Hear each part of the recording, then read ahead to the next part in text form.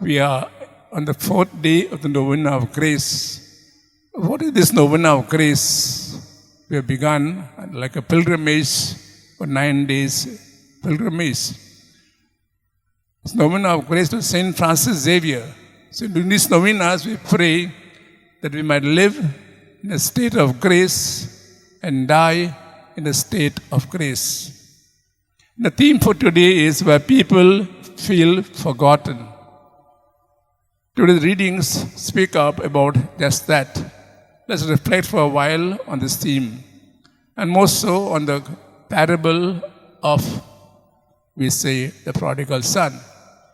Luke 15 chapter has 3 parables. One is of the lost coin, one is of the lost sheep, and one I will say of the lost 2 sons, the younger son and the elder son. We see in this parable 3 characters: the younger son, the elder son, and the father. Let's reflect on each one of them and see what fruit we can draw for ourselves. The younger son had come of age. He felt a little choked in his house, in his father's property. He felt like he had no freedom to do what he wants. He had to obey the rules the father has laid down in his house. So he wanted to experience freedom, what it means to be free, to live a life by himself. And therefore, to live a life by himself, he requires something to live on.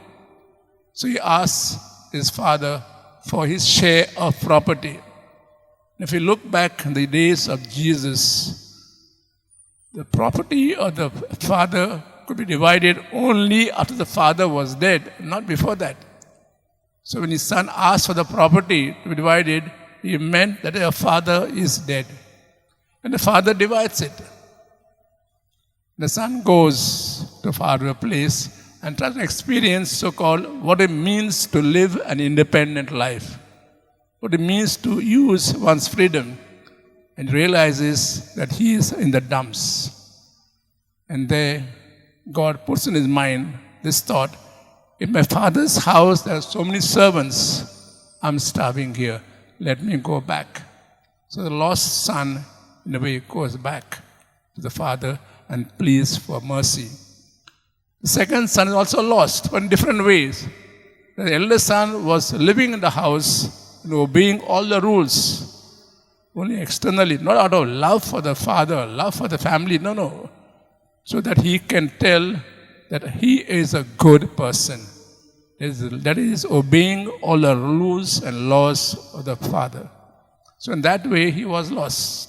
So when the younger son came back, the father tells him, come and join the celebration.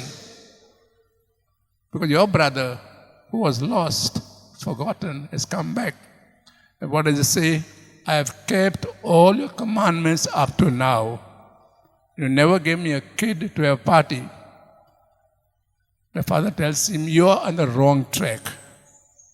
You have kept all the laws, rules, because externally, but internally, you are something different. So he too was lost. The father makes him realize that, and he comes back. We don't know that he joined the party, but he comes back. Then we have the father, who was all abounding in love and mercy. You heard that the father ran when he saw the son. If you go back to the Jewish time, no elderly person will run. It will be out of etiquette. He will wait for the person to come. But he ran to show that father was waiting for the son to come back. Now we ask ourselves one question: where do I belong? Do I belong? Do I fall in the category of the younger son, or the elder son, or the father? In the world of today, there are many people who are lost or forgotten. We may live in a family, we may still find somebody in the family is forgotten because he doesn't seem to fit in the family. He is seeking, hungering for love, affection. Maybe because the other son, other child is given more love. When you go to the school, the same thing happens. There's children who hunger for love, affection, because they find at home, because of conflict with the parents, he doesn't get love. Or we find society in the same situation. Can we find those people and give them what they want? Love, affection, accompaniment. We ask God to give us the grace like St Francis Xavier, who went out and gave what he had. He gave them compassion and love. We ask God for His grace, and I'm sure as we move on these novenas of 9 days, God will surely give it to us.